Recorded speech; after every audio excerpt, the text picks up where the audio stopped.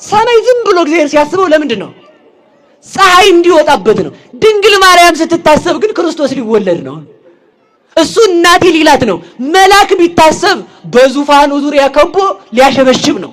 ድንግል ማርያም ብትታሰብ ግን ያንን በዙፋኑ ዙሪያ ከበውት የሚያመሰግኑትን ጌታ በማህፀኗ ልትወስን ነው። ተመልከቱ፣ ነቢያት ቢታሰቡ ትንቢት ሊናገሩ ነው። ድንግል ማርያም ብትታሰብ የትንቢታቸውን አዝመራ ክርስቶስን አብቅላ ከስራት ልታስፈታቸው ነው። መሬት ቢታሰብ ሞት መቃብር ሊሆን ነው። ያም ባይሆን እህል ሊያበቅል ነው። ድንግል ማርያም ብትታሰብ ትንሣኤ ክርስቶስ ሊበቅል ነው። ውሃ ቢታሰብ ልንታጠብበት ነው። ድንግል ማርያም ስትታሰብ የንጽህናችን መሰረት የሆነው ጥምቀት ሊገኝበት ነው። ተመልከቱ፣ ዛፎች ቢታሰቡ ምግብ ሊሆኑ ነው። ድንግል ማርያም ብትታሰብ የክርስቶስን ስጋና ደም ልታስገኝልን ነው። ስለዚህ ተመልከቱ፣ ይህ መታሰቧ ሰማዕታት ቢታሰቡ በሰማዕትነት ሊሞቱ ነው። ሞተው ክብር ሊያገኙ ነው።